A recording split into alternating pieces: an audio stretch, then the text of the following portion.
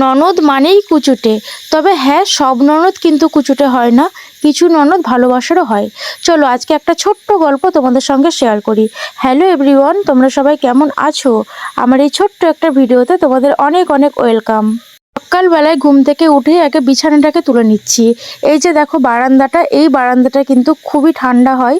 তো এখন এত গরম, ওই কারণে ঘরে শুতে পারি না, ওই জন্য বারান্দাতেই থাকি। তো যাই হোক, এখন সকালবেলায় ঘুম থেকে উঠে আগে বিছানাটাকে পরিষ্কার করছি। আর হঠাৎ দেখি বিছানা গুছাতে গুছাতে দিদুন এসে হাজির। মানে হ্যাঁ, দিদুনের আজকে আসবে ননদ। তো এই যে দেখো, দিদুন ছিল তার মেয়ের বাড়িতে। তো যেই শুনেছে ননদ আসবে, তাই কোনো দিকে না ভেবে ছুটে চলে এসেছে এই বাড়িতে। হ্যাঁ, দিদুনের সঙ্গে দিদুনের ননদদের সম্পর্ক কিন্তু খুবই ভালো। এমনকি দিদুনের ননদের সাথে শুধুমাত্র না, এমনকি ভাই, ভাইয়ের বউ, ওদের সঙ্গেও ননদের মানে দিদুনের সম্পর্ক খুবই ভালো। তো যাই হোক, ননদ আসবে বলে কথা, তার সাথে আবার ননদের বড় আসবে। তো ওই কারণে দিদুন সকাল সকাল এই বাড়িতে হাজির, যাতে রান্না বান্না মানে তোড়জোড় শুরু করতে পারে।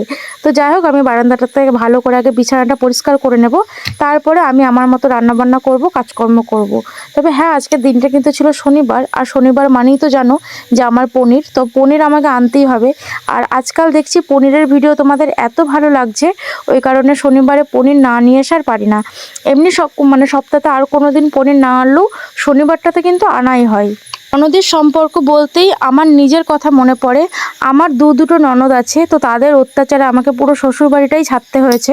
কোনো কিচ্ছু তো পাইনি, এমনকি আমার শ্বশুরের সঙ্গে মানে যোগাযোগ করতেও পারি না। যাই হোক, এটা মানে কি আর বলবো, যে যার কপাল। অথচ আমিও কিন্তু একটা ননদ, মানে আমার ভাই আর ভাইয়ের বউ আছে। তো আমার ভাইয়ের বউয়ের কাছ থেকে কখনো কেউ শুনতে পারবে না আমার ব্যাপারে কোনো রকম বদনাম, কারণ তার সাথে আমি তেমন ব্যবহার কখনোই করি না। যেহেতু আমার সাথে আমার ননদরা খারাপ ব্যবহার করেছে, ওই জন্য আমি খুব ভালোভাবে বুঝি যে একটা ভাইয়ের বউকে কিভাবে ব্যবহার করতে হয় বা কিভাবে কথা বলতে হয়। ওই কারণে কখনো যদি মনে কোনো সময় একটু খারাপ কিছু আসে, তারপরেও সেটাকে শুধরে নেওয়ার চেষ্টা করি। তো যাই হোক, ওইসব কথা বাদ দিয়ে, ওগুলো আগের পুরনো কাসুন দিয়ে আর কি ঘেটে লাভ নেই। তো যাই হোক, তারপরে দুপুরে দেখতেই পেলে পনির রান্না করেছিলাম, আলু দিয়ে রসা আর ভাত, আর কিছুই করিনি।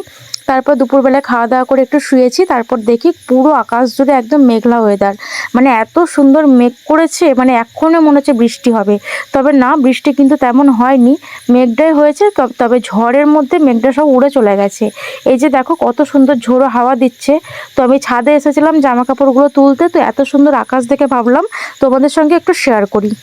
আর তারপর সন্ধেবেলায় গিয়েছিলাম আমি আর দিদুন একটু ঘুরতে, মানে শ্মশানের দিকে একটু ঘুরতে এসেছিলাম। আমাদের বাড়ির কাছেই শ্মশান, তো শ্মশানের দিকে দুজন মিলে একটু ঘুরে ফিরে টুকটাক একটুখানি বসে একটু গল্প করে গঙ্গার ধারে তারপরে বাড়ি চলে গিয়েছিলাম। তো যাই হোক, আজকের মতো ভিডিওটা এই পর্যন্ত। তোমাদের কেমন লাগলো অবশ্যই জানিও, ভালো লাগলে লাইক করে দিও। টাটা।